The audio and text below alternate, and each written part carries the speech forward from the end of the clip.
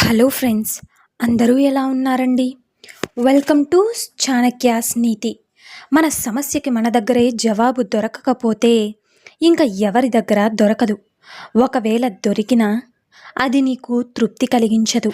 అలాగే మన అని ఆరాటపడి మనసులో ఉన్నదంతా ఉలికించేస్తే ఏదైనా చిన్న తేడా వస్తే చాలు నీ గురించి ఫ్రీ పబ్లిసిటీ చేస్తారు. అలాగే నీ మనసు తెలుసుకున్న వారిని పొరబడితే అవతలి వాళ్ళు నీ వ్యక్తిత్వాన్ని అస్తిత్వం లేకుండా చేస్తారు. గుర్తుంచుకోండి, దయచేసి అందరి దగ్గర నీ జీవితాన్ని ఒక తెరిచిన పుస్తకం చెయ్యొద్దు. అర్థమైంది కదండి? ఎందుకో తెలియదు, అన్ని మాటల్లో అపార్థమే వెతుకుతున్నారు ఈ రోజుల్లో. నిజమే కదా? అర్థం చేసుకునే రోజులే లేవు. ఒక్కచోట మాత్రమే మౌనం పాటించమనేవారు మన పెద్దలు. ఇక నుంచి మన అనుకునే ఆ 10 మంది దగ్గర కూడా మౌనం పాటించడం మంచిదేమో. మనశ్శాంతి కోసం ఎలాగో వెతుకుతున్నాము. అలాగే జీవితంలో ఈ విషయాలను మీరు బాగా గుర్తుపెట్టుకోండి. ఏంటి అంటే, ఇక నుంచి మన అనుకునే మనిషి కూడా వెతుకుతూ ఉంటారేమో. మగవారిగా పుట్టడం ఒక శాపం అనుకునేదాన్ని, కానీ ఇప్పుడు అదే వరం అనిపిస్తుందని చాలామంది ఇలాగే ఫీల్ అవుతూ ఉంటారు. ఎవరైనా మిమ్మల్ని బాధ పెడితే మాటి మాటికి అదే తలుచుకుంటూ మనసుకు భారం పెంచుకోవద్దు. మాట అనిపించుకున్నా సంతోషంగా కనబడితే అవతల వారికి అంతకన్నా నరకం ఇంకొకటి ఉండదు. మాట అనే హక్కు వాళ్ళకి ఉన్నా బాధపడాల్సిన అవసరం నీకు లేదని గుర్తుపెట్టుకోండి. అర్థమైంది కదండి? కాబట్టి కష్టాలు వచ్చినప్పుడే మనిషికి విజయం విలువ ఏంటో తెలుస్తుంది. అంతా మనవాళ్లే అని ఎప్పుడూ అనుకోవద్దు. నీతో అవసరం ఉన్నంత వరకే అందరూ నీ వాళ్ళు. సంపాదన లేని పురుషుణ్ణి, సంతానం లేని స్త్రీలని ప్రశాంతంగా బ్రతకనివ్వదు ఈ సమాజం. గుర్తుంచుకోండి, తన స్నేహితుడిని చీకటి నుంచి వెలుగులోకి తీసుకురావడానికి ప్రయత్నించేవాడే నిజమైన స్నేహితుడు. నిజమే కదండి? అన్ని పాములు విషపు పాములు కాదు. విషపూరితం కాకపోయినా పైకి అలా కనబడే తీరాలి. లేకపోతే ఆ పాములు బ్రతికి బట్ట కట్టవు. నిజమే కదండి? అసలు కుబుసం విడవడం కష్టం. కడుపు కట్టుకుని సంపాదించు, అది నీ బిడ్డలకి మంచిదే. కానీ వేరొకరు కడుపు కొట్టి కూడా కూడబెట్టకు, ఆ పాపం నీ బిడ్డలకి చుట్టుకుంటుంది. గుర్తుంచుకోండి. అలాగే ఒక్క విషయం, జీవితం ప్రశాంతంగా ఉండాలి అంటే రెండే దారులు. ఒకటి, నీ సమస్యను ఇతరులకు చెప్పకపోవడం. ఇక రెండవది, ఇతరుల సమస్యల్లో తలదూర్చడం. గుర్తుంచుకోండి. ఇక ఒక్క విషయం, మనిషికి ఆశ ఎక్కువ, నచ్చిన ప్రతిదాన్ని కావాలనుకుంటుంది. మని కాలానికి స్పష్టత ఎక్కువ, ఏది కావాలో అదే ఇస్తుంది. మన కోసం కొంత సమయం ఇవ్వలేని వారి గురించి ఆరాటపడడం ఆపేస్తే చాలా సమస్యలు దూరం అవుతాయి. గుర్తుంచుకోండి, ఒక్కసారి మనసు చచ్చిపోతే మాట్లాడాలన్న ఆలోచన కూడా చచ్చిపోతుంది. నిజమే కదండి? అందరూ మనవాళ్లే అనుకుంటే తప్పులేదు, కానీ అందరూ మనలాంటి మనసు కలిగి ఉంటారని అనుకోవడం చాలా పెద్ద తప్పు. అర్థమైంది కదండి? నిజాన్ని నమ్మించాలి అంటే సాక్ష్యం కావాలి. అదే అబద్ధాన్ని నమ్మించాలి అంటే కేవలం నటిస్తే చాలు. గుర్తుంచుకోండి. ఇక పెళ్ళికి ముందు తండ్రి, పెళ్ళికి తర్వాత భర్త సరైన వాళ్ళు కాకపోతే ప్రతి అమ్మాయి కూడా అనాథే అవుతుంది. నిజమే కదా? అలాగే ఒక్క విషయం, అసలు నువ్వు చేస్తున్న తప్పేంటో నీకు తెలుసా? ఒకరి మీద నమ్మకం పెట్టుకోవడం. అది నీ పెద్ద తప్పు.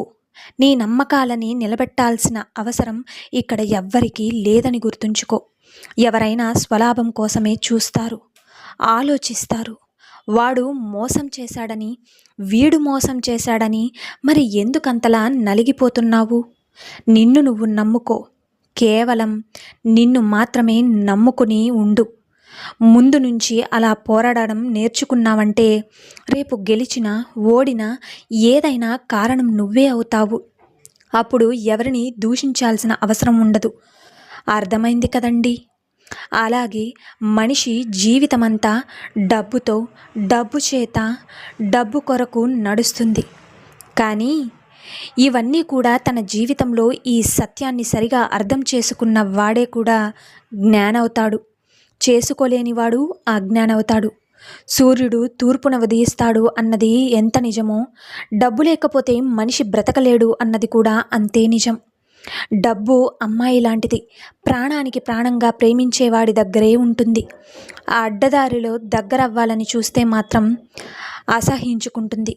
గుర్తుంచుకోండి, ఎవరైనా నాకు డబ్బు మీద ఆసక్తి లేదు అని అన్నారంటే వాడికి డబ్బు సంపాదించడం చేత కాదని ఒప్పుకుంటున్నాడని అర్థం. ఒక మగాడు మంచివాడు అని అతని తల్లి కాదు, అక్క కూడా కాదు, చెల్లి కాదు, కూతురు కాదు, ఆఖరికి స్నేహితురాలు కూడా కాదు, భార్య ఒక్కటే చెప్పాలి. ఎందుకు అంటే అతని నిజస్వరూపం ఏంటో తనకంటే బాగా ఇంకెవరికీ తెలియదు కాబట్టి. నిజమే కదండి. అలాగే ఒక్క విషయం, ఎలా అయినా సరే వాణ్ణి అనగదొక్కాలి.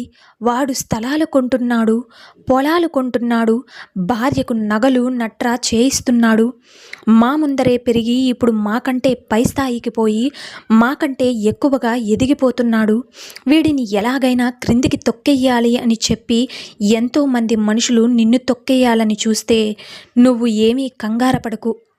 వాళ్ళని దేవుడు తొక్కేస్తాడు. అడవిలో తిరిగే పులిని నమ్మొచ్చు, నీటిలో ఈదే ముసల్ని నమ్మొచ్చు, కానీ అస్తమానం నటిస్తూ నమ్మించాలని చూసేవాళ్ళని, నీడని కూడా నువ్వు నమ్మకూడదు. గుర్తుంచుకోండి.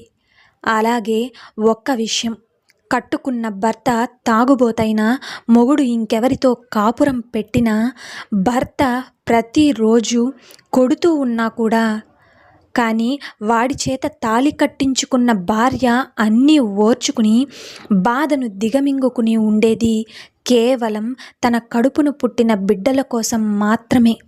అంతేకాని మగవాడి మీద ప్రేమతో కాదు.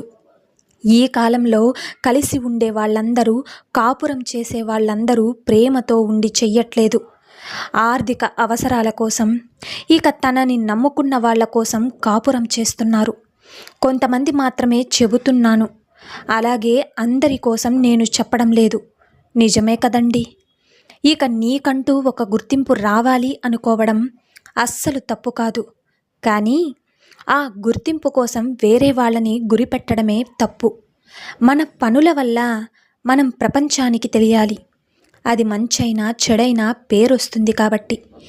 ఏది నిన్ను ఉన్నత స్థానంలో ఉంటుందో ఆ గుర్తింపు తెచ్చుకోవడం చాలా కష్టం.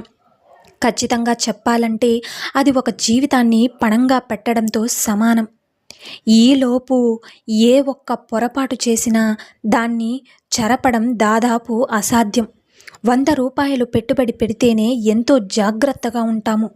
మరి నీ జీవితాన్ని నువ్వు తాకట్టు పెట్టి నీ ఉన్నతను నిర్మించుకుంటున్నావు కాబట్టి జాగ్రత్త. ఎక్కడ తప్పటడుగు వెయ్యొద్దు.